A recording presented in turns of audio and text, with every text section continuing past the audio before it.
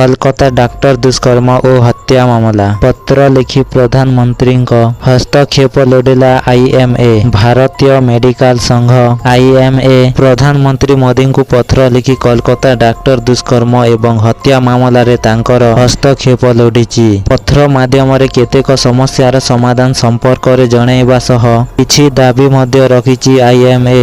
सह मामला रे हस्तक्षेप कले केवल महिला डाक्टर नुहे बरम प्रत्येक कर्मजीवी महिला कार्य क्षेत्र रे सुरक्षित मणिबे बोली आईएमए पक्षरु प्रधानमंत्री को कुआ जायछि। एही चिठी आईएमए रो अध्यक्ष डाक्टर आरवी अशोक एवं साधारण संपादक डाक्टर अनिल कुमार जे नायक लिखिचंती। आईएमए पक्षरु अगस्त 14 तारिख रे अपराध घटिथिबा स्थान रे होइथिबा भंगारुजा को नै उद्वेग प्रकाश करा जायछि। एहा सह हॉस्पिटल एवं कैंपस रे महिला डाक्टर को सुरक्षा को नहीं चिंता प्रकट करिछि आईएमए। कोलकाता घटना हॉस्पिटल रे घटुथिबा हिंसार दुईटी दिग उपरे नजर देबाकू बाध्य करिछि। महिलांक कार्य करिबा लागि सुरक्षित वातावरण अभाव एवं सुरक्षा व्यवस्थार अभाव रहिछि। आज देशव्यापी डाक्टरंक द्वारा होइथिबा आंदोलन संपर्क रे प्रधानमंत्री को अवगत कराइछि आईएमए।